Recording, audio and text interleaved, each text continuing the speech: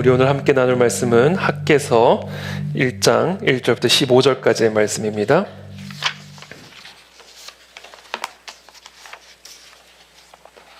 학개서 1장 1절부터 15절까지 저와 여러분들이 한 절씩 교독하겠습니다. 저부터 읽겠습니다. 다리오 왕 제2년 여섯째 달 곧 그 달 초하루에 여호와의 말씀이 선지자 학개로 말미암아 스알디엘의 아들 유다 총독 스룹바벨과 여호사닥의 아들 대제사장 여호수아에게 임하니라. 이르시되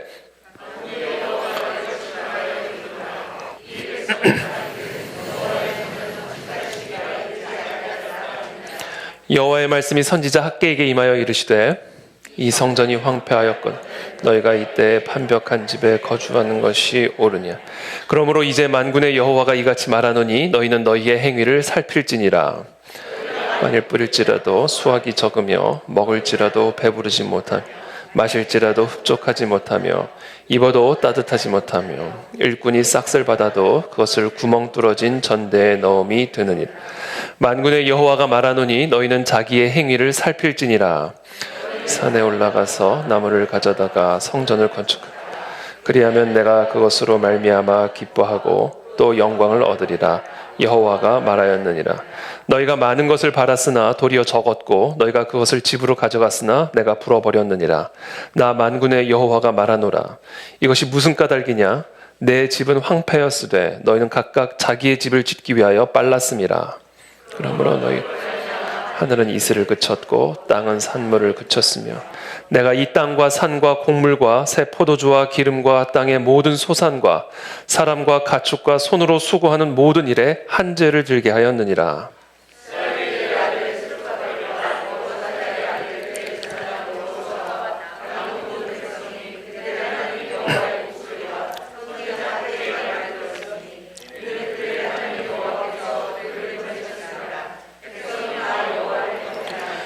그때 여호와의 사자 학개가 여호와의 위임을 받아 백성에게 말하여 이르되 여호와가 말하노니 내가 너희와 함께하노라 하니라.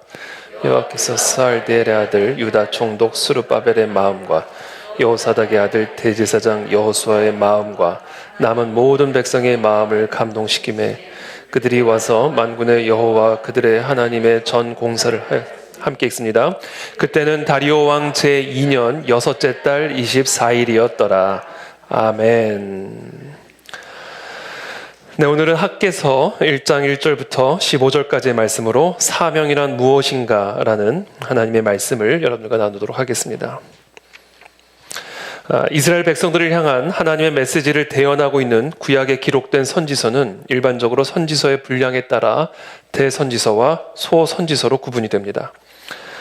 대선지서는 총 5권이죠. 이사야서, 예레미야서, 예레미야 애가서, 에스겔, 다니엘서.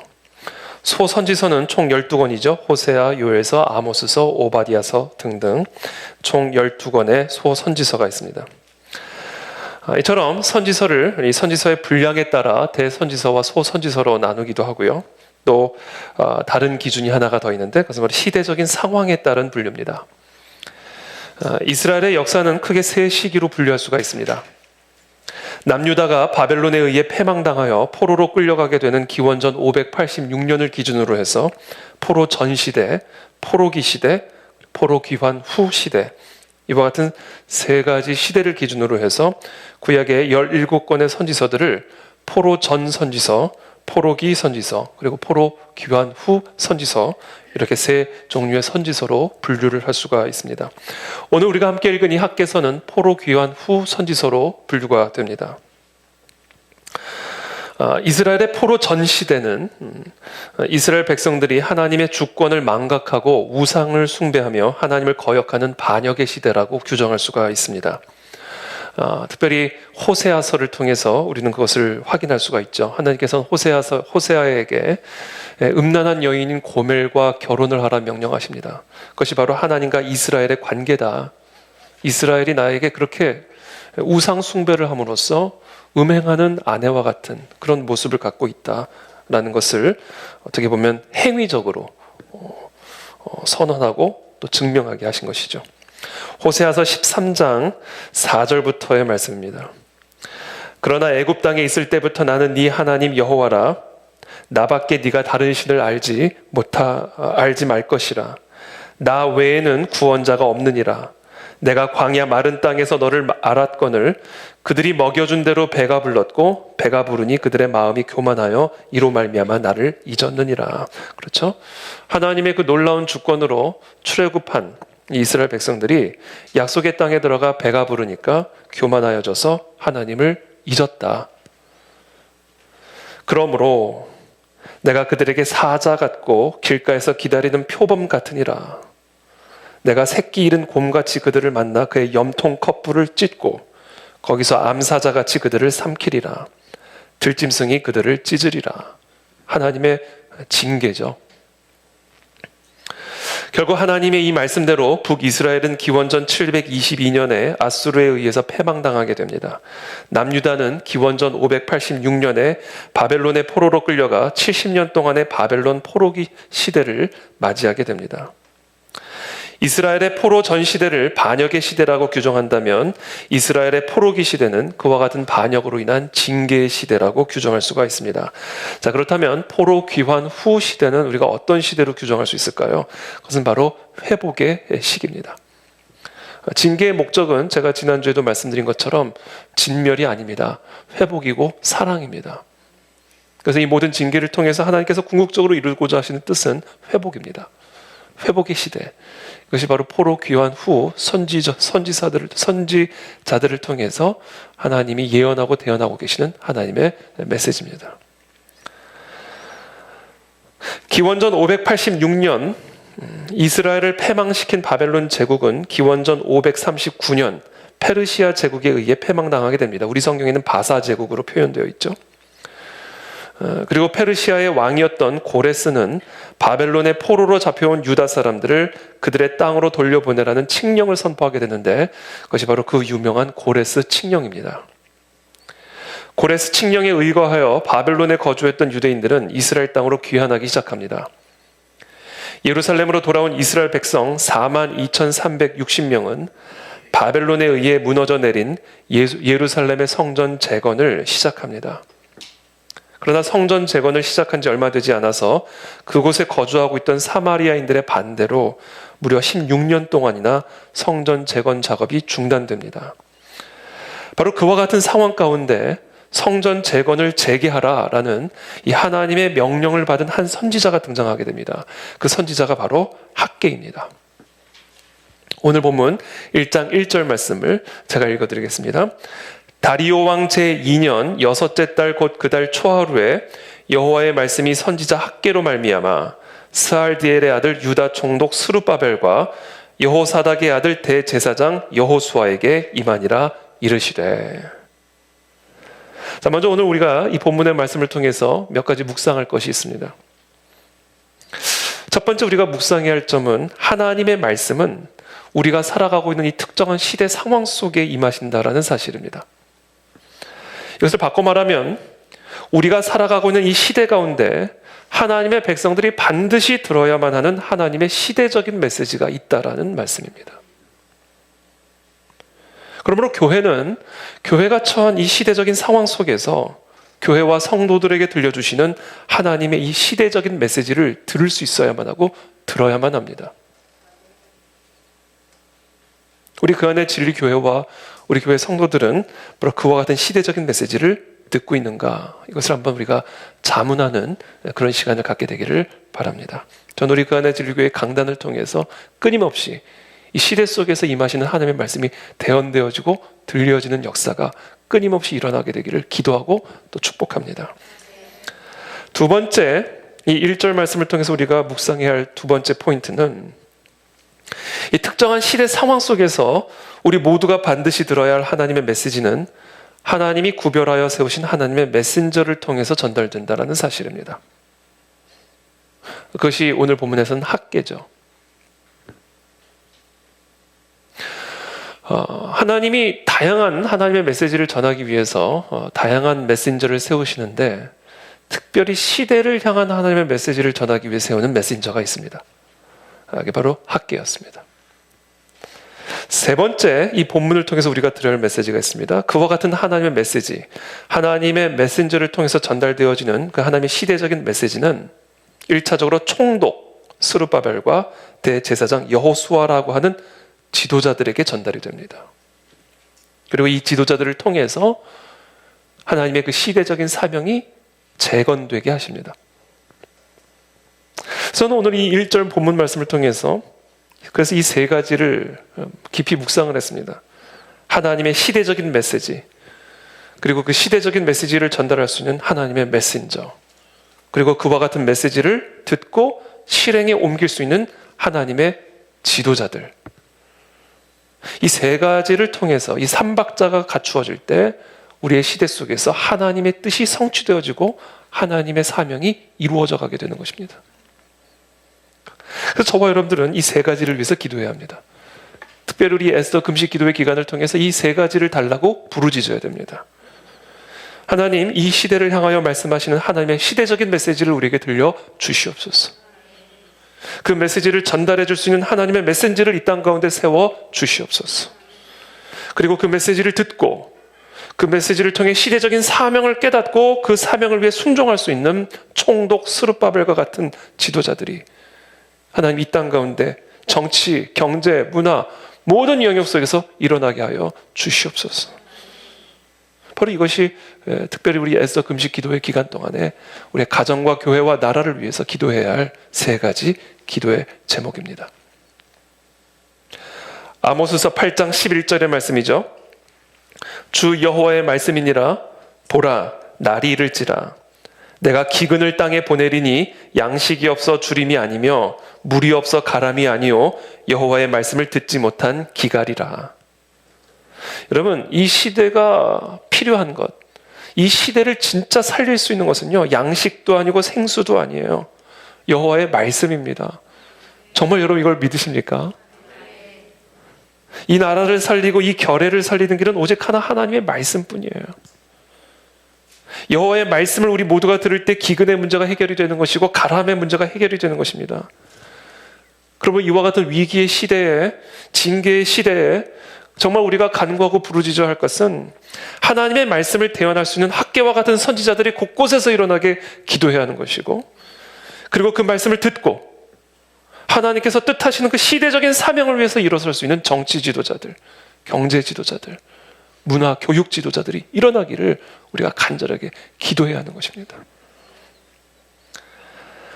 다리오 왕 제2년 6째 달의 시대적인 상황은 어떤 상황이었을까요?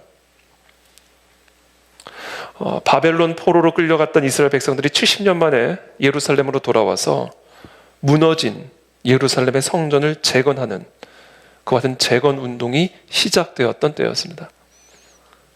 근데 그와 같은 성전 재건 운동과 함께 다양한 방해와 공격에 의해서 그 성전 재건 운동이 중단된 상태였습니다.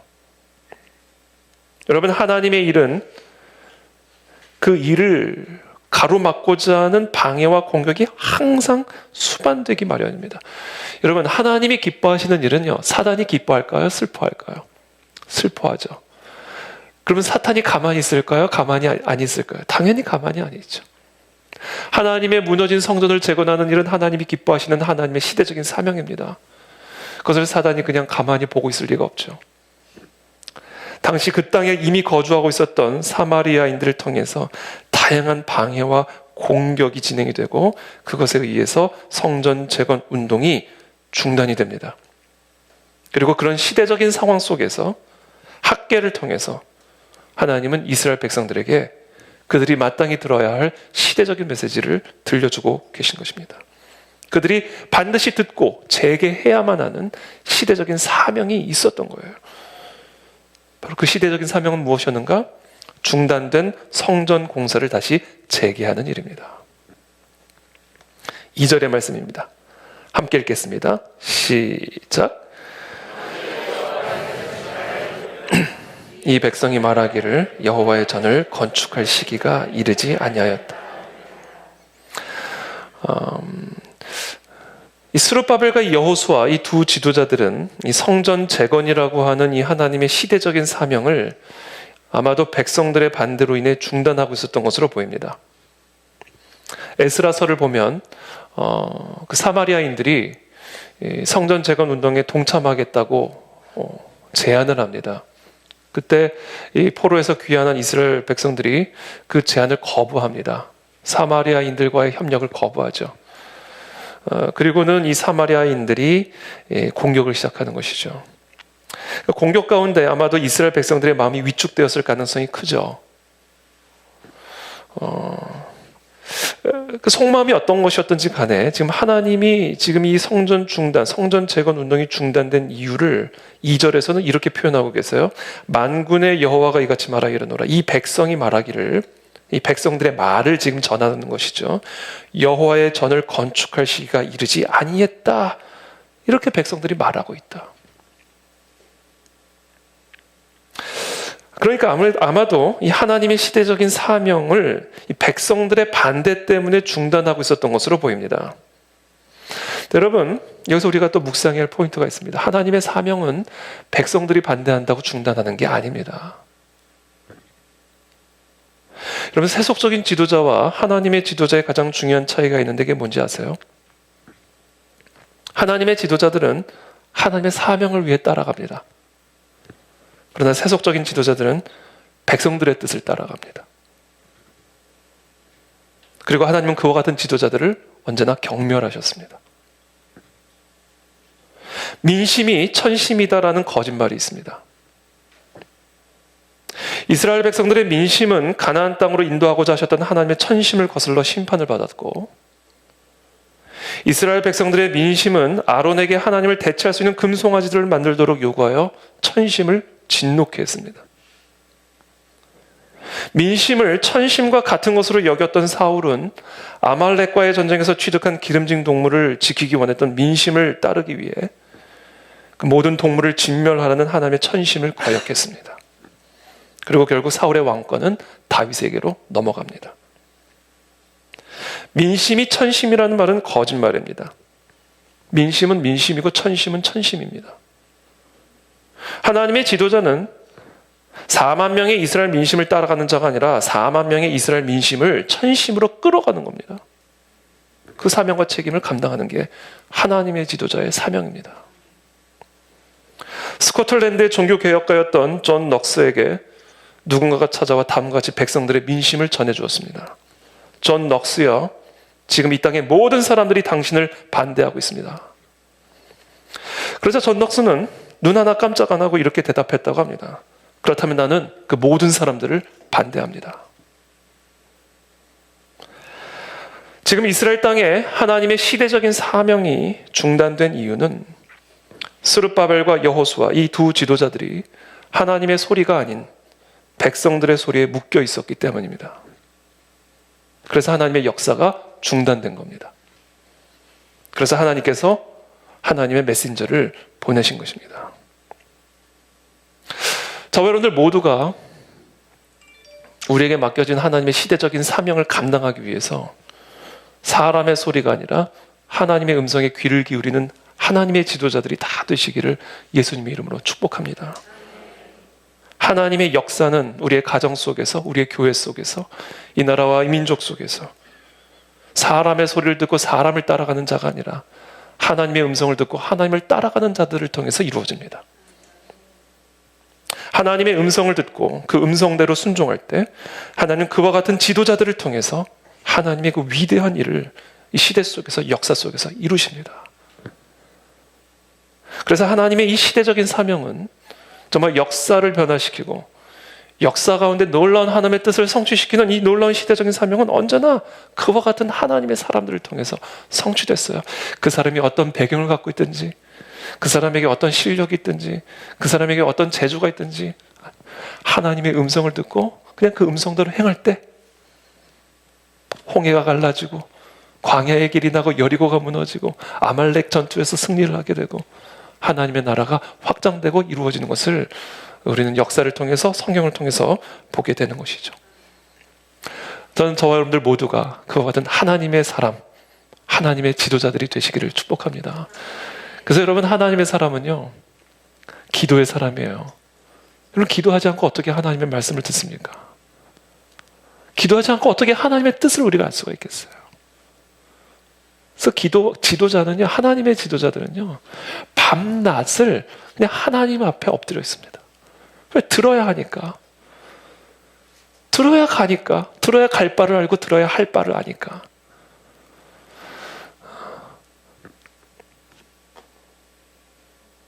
지금 이스라엘 백성들은 여호와의 전을 건축할 시기가 이르지 않았다, 이렇게 말을 하면서 하나님의 성전 재건을 중단시키고 있어요. 스룹바벨과 여호수아의 발목을 잡고 있는 겁니다. 아직 때가 아니다. 사람들이 하나님의 뜻을 회피하고자 할 때 가장 흔하게 사용하는 핑계가 하나 있습니다. 아직 때가 아니다. 우리 아이들한테도 빨리 숙제해야지. 아직 때가 아니에요. 샤워해야지. 아직 때가 아니에요.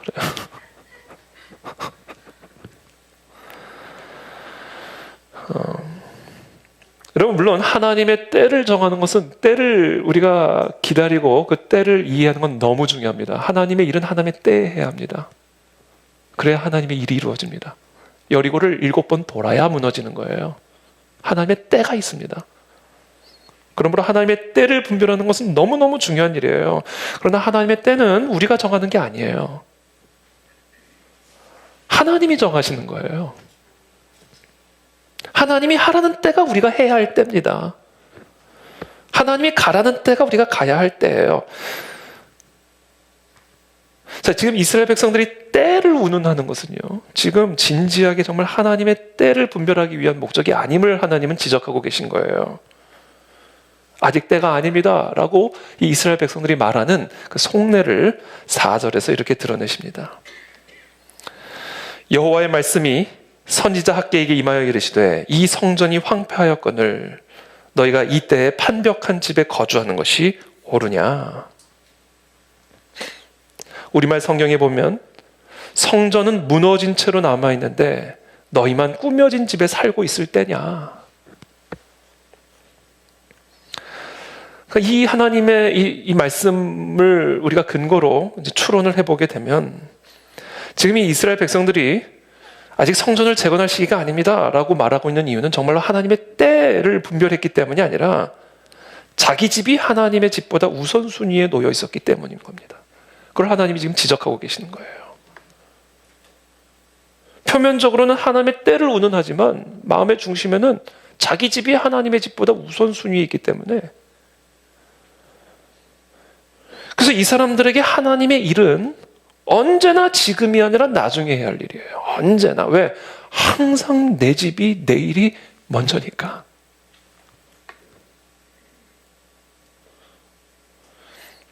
지금 시급히 당장 빠르게 해야 할 일은 언제나 나를 위한 일, 내 집을 위한 일입니다. 이게 지금 성전 재건이라고 하는 이 하나님의 시대적인 사명이 중단된 핵심적인 이유라고 하나님이 지적하고 계시는 거예요. 우리는 지난 몇 주간 징계와 회개에 대한 하나님의 말씀을 나누었습니다. 여러분, 하나님은 지금 이와 같은 백성들을 징계하십니다. 왜냐하면 그와 같은 태도 때문에 하나님의 사명이 중단되기 때문에 그렇습니다. 하나님은요, 전능하신 하나님은, 주권자 하나님은 하나님의 사명을 방해하는 요소들을 그냥 모른 척 내버려 두지 않으십니다. 하나님의 주권으로 그 모든 방해 요소들을 제거하십니다.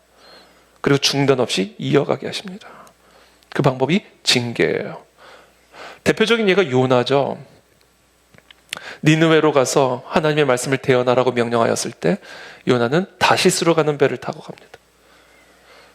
정확하게 어떻게 타이밍이 맞아서 다시스를 향하는 배를 정확하게 탈 수가 있었고, 모든 것이 문제없이 잘 진행이 되는 것처럼 보였죠. 그러다 갑자기 풍랑이 일고, 이 풍랑을 통해서 하나님의 징계라는 것을 직감한 요나는 자기를 물에 던져라, 그러면 잠잠하게 될 것이다 라고 말을 하고, 그리고 그 말대로 진짜로 요나를 바다에 집어던지고, 그때 마침 큰 물고기가 바닷속에서 요나를 삼켜서 3일 낮밤을 물고기 뱃속에서 지나가게 하시죠. 거기서 메시지를 깨닫게 하는 거예요. 하나님의 사명은 중단할 수가 없는 거구나. 다시스로 가는 배를 타고 하나님의 사명을 떠나갔더니 물고기 배를 타고 니느웨로 다시 돌아가는 거예요.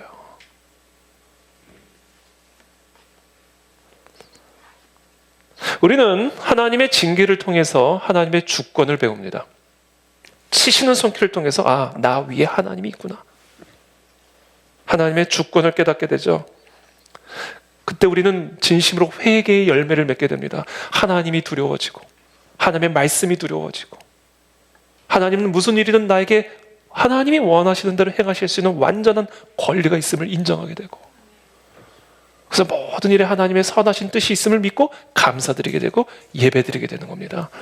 이것이 제가 지난주에 나눈 회개에 합당한 열매죠. 그 회개의 5가지 열매를 결국 녹이면 하나로 나오는데 그게 뭔지 아세요? 우리가 하나님의 징계를 통해 하나님의 주권을 배우게 되면 회개에 합당한 열매를 맺게 되는데, 그 회개에 합당한 5가지 열매를 제가 지난주에 말씀드린 거예요. 근데 그것을 하나로 요약하면 이거예요. 하나님만 보여요. 이게 하나님의 징계를 통해서 회개한 심령의 가장 핵심적인 열매입니다. 하나님 외에는 뵈는 게 없어집니다. 하나님만 중요하게 돼요. 하나님의 뜻 외에는 하나도 내게 중요한 게 없어져요. 하나님의 주권을 그 징계를 통해서 배우게 되면요, 내가 사는 이유, 내가 죽는 이유, 사나 죽으나 하나님 외에, 하나님의 뜻 외에, 하나님이 내게 말씀하시는 것 외에는 중요한 게 하나도 없어지게 됩니다. 사람이 나를 욕을 하든 칭찬을 하든, 사람이 나를 높이든 나를 낮추든, 하나님 외에는 뵈는 게 없고 하나님의 뜻 외에는 내게 중요한 게 없어지는 거예요.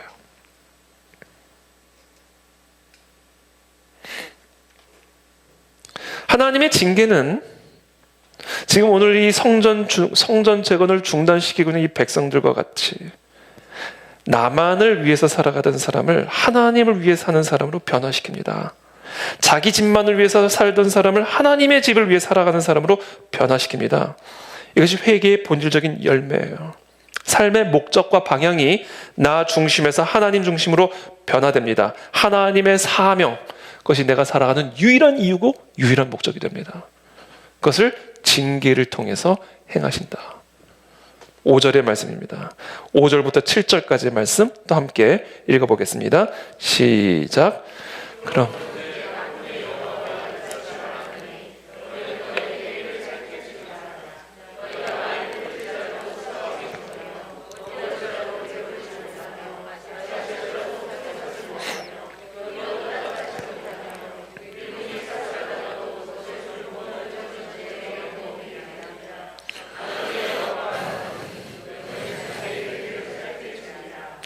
자, 지금 아직 성전을 재건할 때가 아닙니다 라고 말을 하고 있는 이 이스라엘 백성들에게 하나님이 말씀하셔요.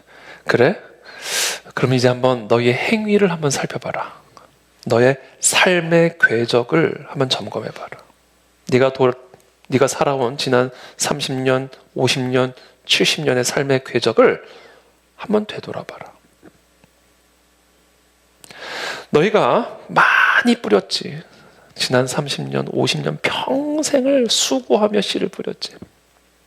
그런데도 수확이 적으며 먹을지라도 배가 부르지 않고 마셔도 흡족하지 않고 입어도 따뜻하지 않고 일꾼이 싹쓸 받았는데도 그것은 마치 구멍 뚫어진 전제에 넣음과 같이 다 사라져버리고, 만군의 여호와가 말하노라, 너희는 너희의 행위를 살펴봐라. 이것을 제가 그냥 우리 표현대로 좀 쉽게 표현해 봤어요. 너가 그렇게 너를 위해서만 살아가는데도 도대체 너를 위해서 남은 게 뭐냐? 너가 그렇게 너의 집만을 위해서 살아가는데 도대체 너희의 집에 남아있는 게 뭐냐? 너의 한번 삶의 궤적을 아주 정직하게 한번 살펴봐라. 도대체 왜 그런 거라고 생각하니? 그게 징계예요, 징계. 하나님을 위해 살지 않고 하나님의 사명을 위해 살지 않고 자기 집만을 위해 살고 자기만을 위해서 살아가는 자들에게 주어진 하나님의 징계입니다. 여호와께서 집을 세우지 아니하시면 세우는 자의 수고가 헛되며, 그러니까 모든 수고를 헛되게 만들어 버려요. 여호와께서 성을 지키지 아니하시면 파수꾼의 경성함이 허사로다. 너희가 일찍 일어나고 늦게 누우며 수고의 떡을 먹음이 헛되도다. 헛되도다. 이건 무서운 징계죠. 저는 저 자신을 계속해서 채찍질을 할 때 무슨 생각을 하냐면요. 마지막 순간, 내 호흡의 마지막 순간에 내 삶의 궤적을 되돌아봤을 때 오늘 학개서를 통해서 들려주신 이 말씀을 내가 듣게 될까? 그렇게 씨를 뿌렸는데 남은 게 뭐냐? 너가 너를 위해서 그렇게 평생을 살았는데 결국 남은 게 뭐냐? 이 말씀을 듣는 순간 그 마지막 호흡을 하는 그 순간에 이 멘탈 붕괴 어떻게 감당할 수 있을까? 전 못 감당할 것 같아요.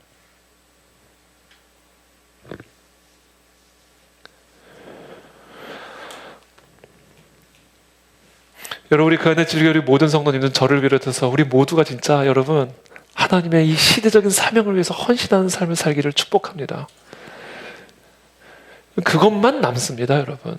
그거 외에는 아무것도 안 남아요. 그리고 하나님이 아무것도 안 남게 하실 거예요. 오늘 이 이스라엘 백성들이 혹시라도 우리의 모습은 아닌지 나의 모습은 아닌지 오늘 하나님은 점검하라고 명령하십니다.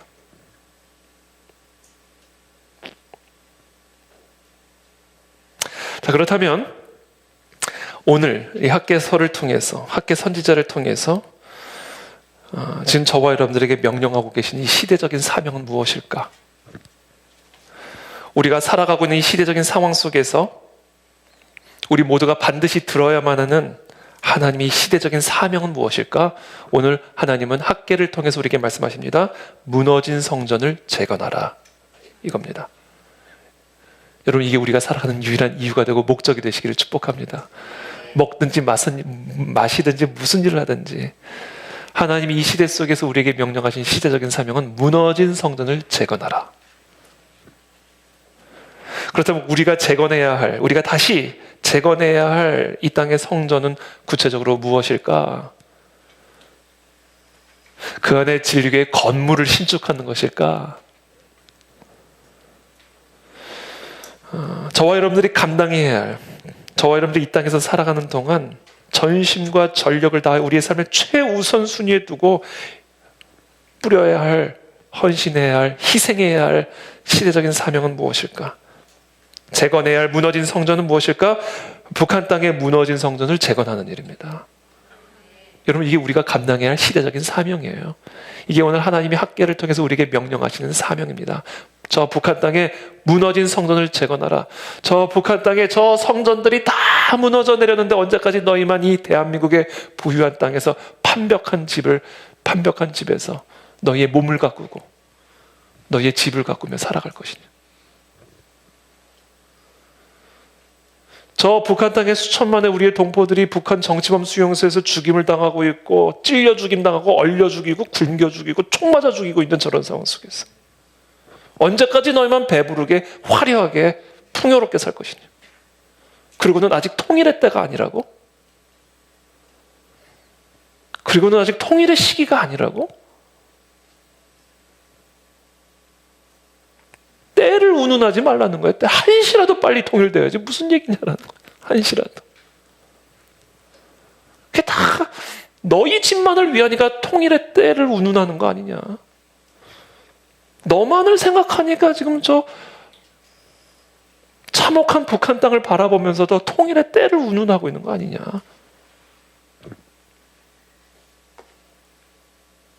여러분, 이 시대를 향한 하나님의 시대적인 명령, 오늘 학개 선지자를 통해서 이 땅의 모든 교회에게 명령하고 계시는 시대적인 사명은 저 북한 땅에 무너진 성전을 재건하는 일입니다. 북한 전역에 세워진 김일성, 김정일, 김정은의 우상들을 무너뜨리고 전체주의 사교체제를 붕괴시키고 동방의 예루살렘이라고 불렸던 저 평양 땅에 하나님의 거룩한 성전을 재건하는 일. 통일한국의 사명이 우리가 즉각적으로 시작해야 할 성전 재건입니다.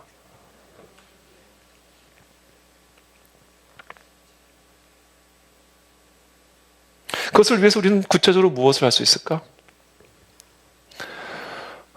탈북자를 도와야 되고, 그렇죠? 기도하고 부르짖어야 되고,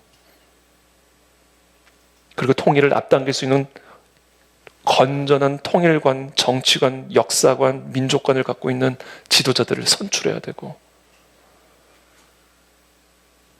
우리 아이들에게 대한민국의 정직한 성경적인 역사관을 가르쳐서 왜 이 통일 한국, 저 북한에 무너진 성전을 재건하는 일이 이 시대적인 사명인지를 교육시켜야 되고,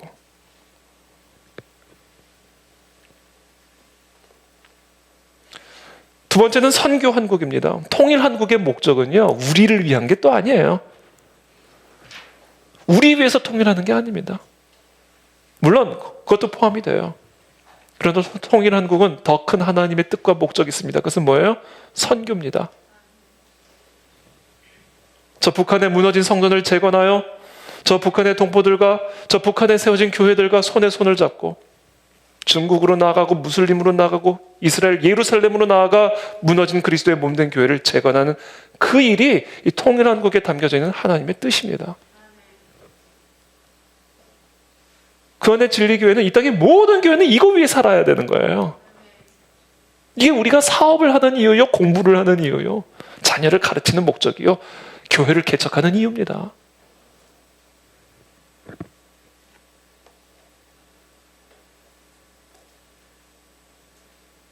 세 번째, 다음 세대입니다. 무너진 다음 세대들을 재건하는 것. 통일 한국과 선교 한국의 시대를 이끌어갈 수 있는 다음 세대를 재건하는 일. 근데 그 다음 세대가 지금 다 무너져 내려버렸다는 것. 한국 교회 안에 아이들이 다 사라져 버렸어요. 지난주 금요일에 우리 이면수 목사님 오셔서 말씀하셨잖아요. 주일학교가 없는 교회가 60% 그 이상입니다. 10개의 교회 가운데 6교회가 주일학교가 없어요. 애들이 없어요. 애들이. 그러니까 앞으로 10년 후가 되면 한국 교회가 현재 10분의 1로 줄어든다는 거예요. 90%가 사라진다는 얘기입니다. 왜? 애들이 없으니까.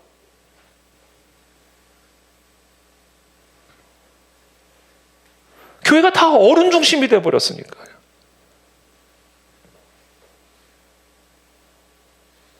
우리가 무너진 다음 세대들을 다시 재건하려면요, 교회가요, 다음 세대 중심으로 변화돼야 됩니다. 여기 앉아 계신 저와 여러분들 어른들이 다 다음 세대를 섬기는 자리로 내려가야 돼요.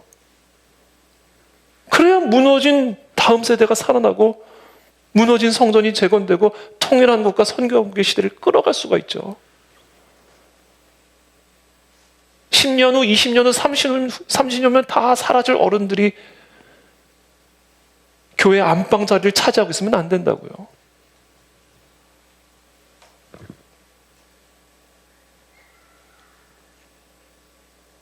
이 땅의 모든 교회, 그 안에 진리교회는 물론이거니와 이 땅의 모든 교회를 향한 하나님의 시대적인 사명이에요. 세상에 빼앗긴 다음 세대를 다시금 재건하라는 거예요. 재건하라.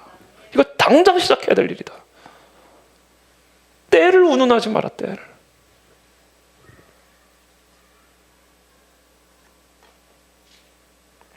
그렇게 해서 통일 한국의 시대를 이끌어가고 선교 한국의 시대를 이끌어갈 수 있는 다니엘, 에스더 같은 인물들을 일으켜야죠.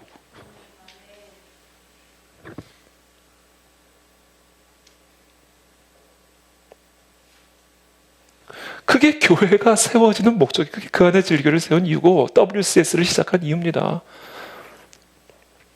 우리 그 안에 진리교회는 다양한 경로를 통해서 다양한 이유를 가지고 그 안에 진리교회에 오셨지만 저는요, 여기 오신 여러분들 끌고 가야 할 목적지가 있습니다. 여러분들이 오시기 전부터, 여러분들이 그 안에 진리교회를 듣기 전부터 그 안에 진리교회가 가야 할 목적지가 이미 정해져 있다고요. 어떤 이유와 어떤 경로로 오셨는지는 제가 다 모르지만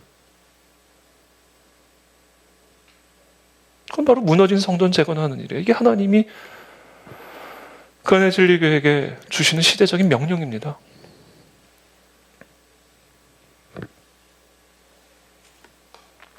이사야서 49장 6절의 말씀입니다. 우리 함께 읽어보겠습니다. 시작.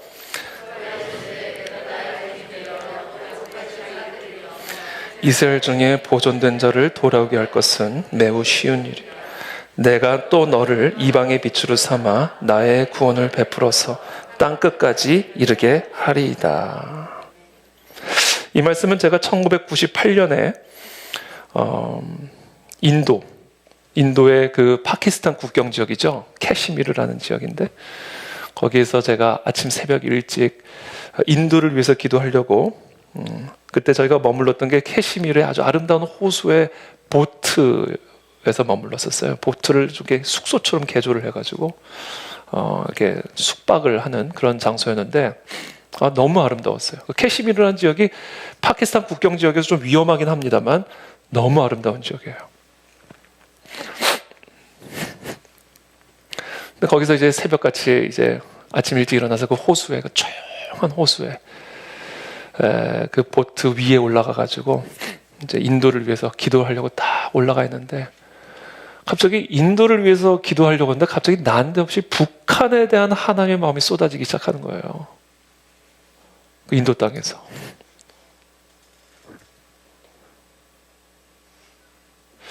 그리고는 하나님이 제게 주신 말씀이에요. 그리고는 제가 이제 서울로 돌아와서 제 모교회 담임 목사님 방에 이제 인사차 들어서 이제 인사를 드리는데, 귀국 인사를 드리는데, 그때 그 담임 목사님 사모님께서 마침 제가 왔다는 소식을 듣고 이제 들어오시면서 태희야, 내가 너가 주려고 1999년도 신년 말씀 카드를 뽑아놨다는 거예요. 근데 그때 제가 담임 목사님을 잠깐 그 방에서 기다리고 있을 때 제 마음에 순간 어떤 마음이 들어가냐면, 통일? 아니, 나 같은 연약한 미약한 자가 통일? 이건 너무 거창한 거 아니야? 라는 마음이 훅 들어왔을 때였어요. 그래서 제가 순간 하나님, 이 마음을 어떡하죠? 이 마음을 어떡하죠? 하나님이 분명히 통일한국에 대한 마음을 부어주셨는데 나는 내가 스스로를 메뚜기처럼 보이는데 내가 어떻게 하죠? 그 마음을 제가 딱 기도하면서 기다리고 있는 그 순간에 사모님이 오면서, 이건 말씀 카드라고 생각하시고 갑자기 왜 이게 나오는지 제가 당황스럽네. 말씀 카드를 딱 꺼내주시면서 태야, 너 주려고 내가 준비해왔어. 그때 주신 말씀이 이사야서 49장 6절 말씀이에요. 레마의 말씀을 임한 거예요. 레마의 말씀. 그가 이르시되 네가 나의 종이 되어 야곱의 지파들을 일으키며, 다음 세대입니다. 야곱의 지파, 이스라엘의 후손들. 그리고는 이스라엘 중에 보존된 자를 돌아오게 할 것은 북한 동포들이죠. 저 땅에 보존된 하나님의 백성들을 다시금 돌아오게 하는 일은 매우 쉬운 일이라. 그래, 너 자신이 메뚜기처럼 느껴지고 메뚜기 같은 네가 이 통일이라는 일을 이룬다는 것이 거의 불가능해 보이지. 그래, 모든 사람들이 다 통일은 불가능하다 얘기해. 근데 그것은 쉬운 일이야. 내가 또 너를 이방의 빛으로 삼아 나의 구원을 베풀어서 땅 끝까지 이르게 하리이다. 선교한국이죠. 그러니까 지금 이 이사야서 49장 6절 말씀 안에 하나님께서 이 시대를 향한 시대적인 사명 세 가지가 그대로 들어가 있어요. 다음 세대, 통일한국, 선교한국입니다.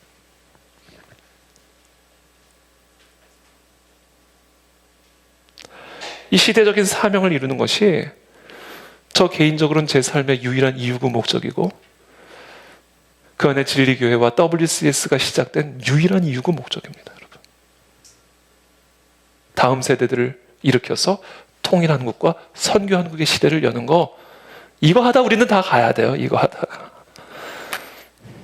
무슨 일을 하든지, 여러분들의 직업이 무엇이고 여러분들의 은사가 무엇이든지, 여러분들이 갖고 있는 것이 무엇이든지, 지식이 있으면 지식을 내놓으시고, 재물이 있으면 재물을 내놓으시고, 시간이 있으시면 시간을 내놓으시고, 사람이 있으면 사람 내놓으시고, 하나님 앞에. 그래서 우리는 어떻게 해서든지 무너진 이 성전을 재건하는 일에 힘을 쏟아부어야 된다는 거예요.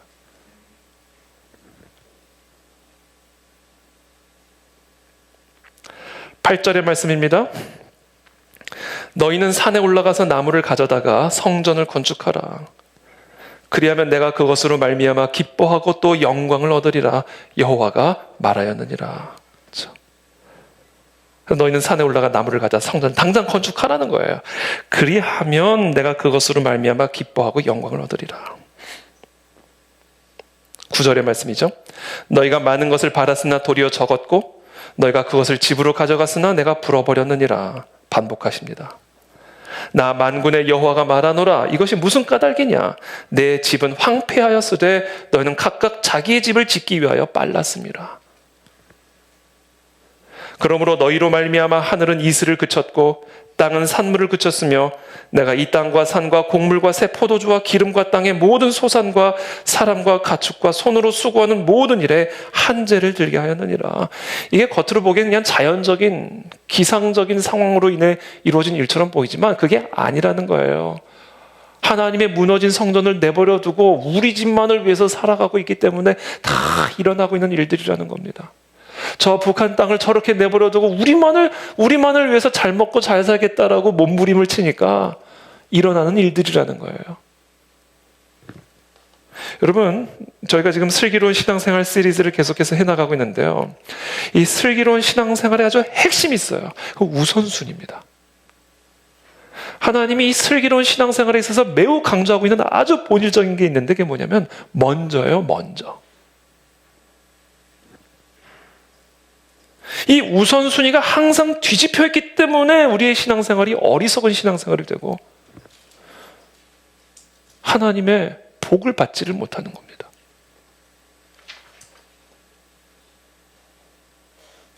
그러니까 지금 하나님이 말씀하시는 지금 이 이스라엘 상황, 이슬이 그쳐지고 산물이 그쳐지고 곡물과 새 포도주와 기름이 다 사라지는 이 모든 자연적인 상황은 바로 너희의 우선순위 때문에 일어난 징계다.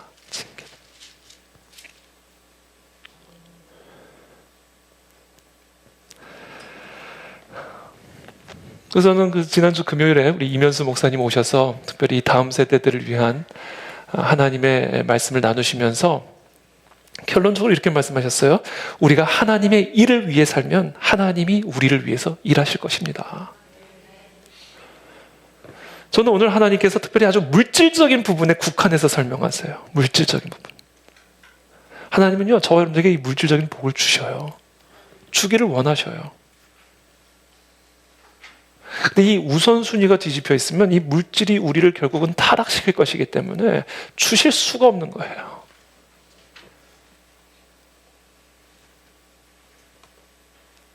그래서 저는 우리 모든 저를 비롯하여 우리 안에 계신 모든 성도님들에게 다시 한번 하나님의 말씀을 전합니다.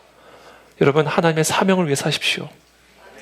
오늘 제가 말씀드린 학계를 통해서 우리에게 말씀하고 계시는 무너진 성전 재건을 위해서 여러분 우리의 모든 것을 다 드리시기를 축복합니다.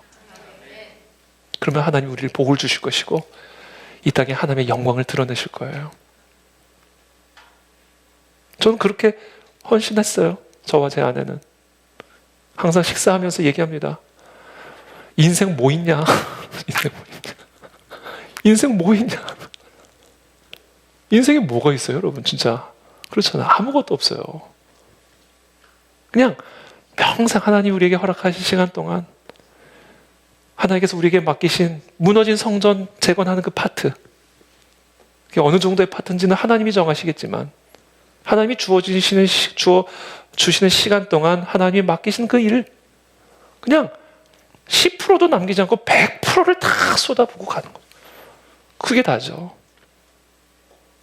하나님은 그런 헌신을 통해서 이 땅에 하나님의 성전을 재건하실 수 있다는 거예요.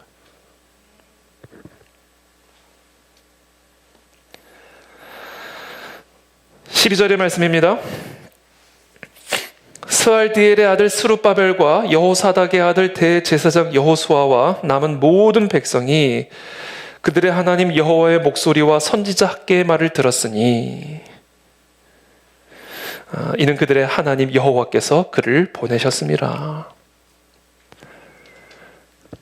여러분, 이게 사람의 말이지만 하나님이 보내신 사람의 말입니다. 여러분, 이거를 부정하면 다 무너지는 거예요. 다 무너지는 겁니다. 학계 사람이에요. 지금 설교하고는 저도 사람입니다. 하나님이 보내신 사람의 말이 있어요.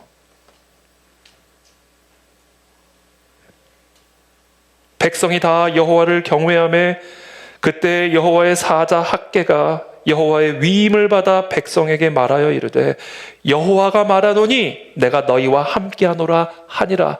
자, 하나님의 위임을 받아 하나님이 지금 이 이스라엘 백성들에게 하시는 메시지, 내가 너와 함께함이라.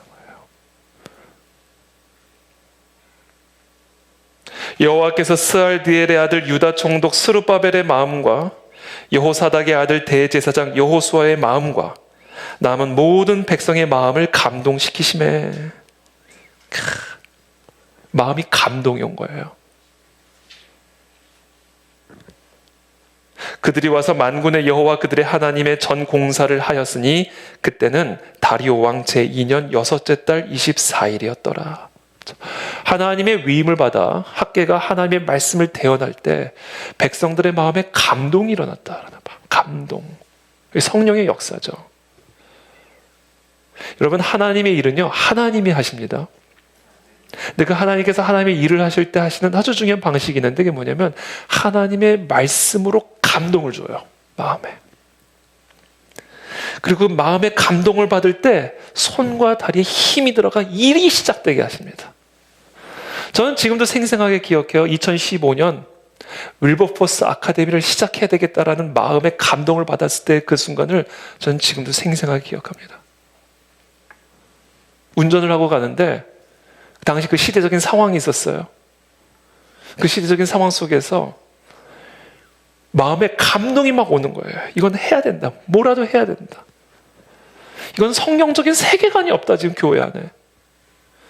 성경적인 역사관이 하나도 없다, 크리스천들이. 이대로는, 이거는 건물은 있어도 이건 다 무너진 성전이다.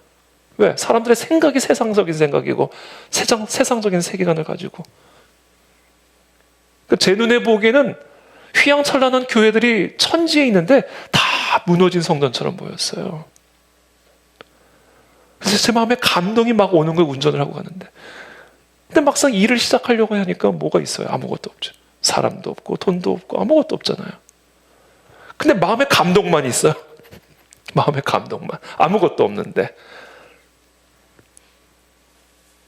근데 운전을 하고 가다가 그래, 마음의 감동을 따라가자. 딱 결단을 했어요. 상황도 보지 말고 뭐 아무것도 보지 말고 그냥 마음의 감동을 따라가자. 이건 성령이 주시는 방식이니까. 그래서 그냥 한 12명? 우리 여기 황선준 집사님도 계신지 모르겠는데 12명 우리 영내 형제 뭐 몇 명 이렇게.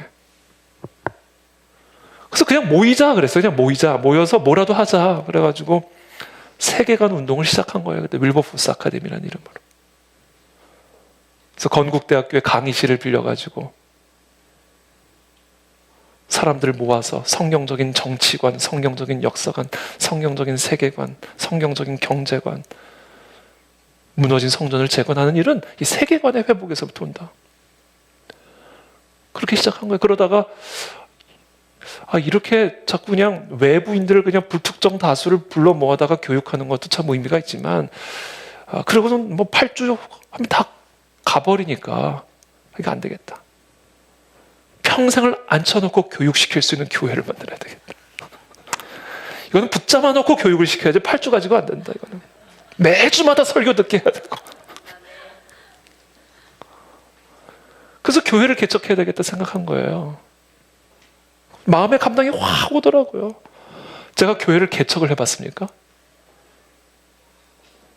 저는 목사도 간신히 된 사람이에요. 할까 말까 얼마나 고민했는지 몰라요.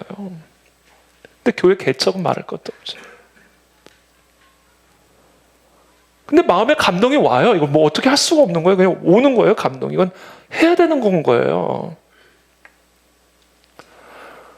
그래서 그때 윌버포스 아카데미 그때 같이 했던 사람들을 이렇게 불러 모아놓고 교회 개척하려고 그런다. 같이 하자. 그렇게 해서 2016년에 시작이 된 거예요, 교회가. 그렇게 해서 교회를 쭉 지난 5년, 만 5년을 쭉 해오는 가운데 다음 세대가 지금 다 죽었다. 주일 학교 일주일에 한 번, 뭐 1시간, 2시간 왔다 갔다 하는 거라고 거 가지고는 이 아이들을 단일로 키우는 게 불가능하다, 이거는. 매일 나오게 해야 된다, 매일 나오게 해야 된다. 사무엘이 하나님의 전 안에서 성장한 것처럼 세상에 내보내기 전에는 그냥 성전 안에서 먹고 가르치고 재워야 된다. 그래서 WCS를 시작한 거예요. WCS를. 이게 지금 다 무너진 성전 재건 운동입니다. 이게 다. 이게 우리 교회와 저에게, 우리 모두에게 주신 시대적인 사명이에요. 앞으로 하나님께서 이 일을 어떻게 키워가실지 저도 모르겠어요. 그러나 시작 때처럼 하나님이 저의 마음에, 우리의 마음에 감동을 주는 대로 따라갈 겁니다. 저는. 죄송해요. 여러분들이 반대하든 말든 상관없어요. 저는 그냥 따라갈 거예요. 따라갈 겁니다. 여기서 못하게 하면 나가서 할 거예요. 그냥 따라갈 거예요. 저는 그것. 그 감동 따라갈 겁니다. 저는. 하나님이 하실 거니까. 그렇게 해서 우리가 이 무너진 성전을 재건해야 됩니다. 여러분. 그래야 교회가 복을 받고요. 여러분들의 가정이 복을 받고요. 이 나라가 복을 받습니다. 여러분. 저는 그와 같은 학계가 되기로 결단하였고 스룹바벨이 되기로 결단하였고 여호수아가 되기로 결단했습니다. 전 여기 계신 여러분들도 오늘 그와 같은 결단을 하시기를 축복합니다. 우리 가운데 스룹바벨 같은 총독들이 나타나게 되기를 기도하고 우리의 자녀들 가운데 그렇죠?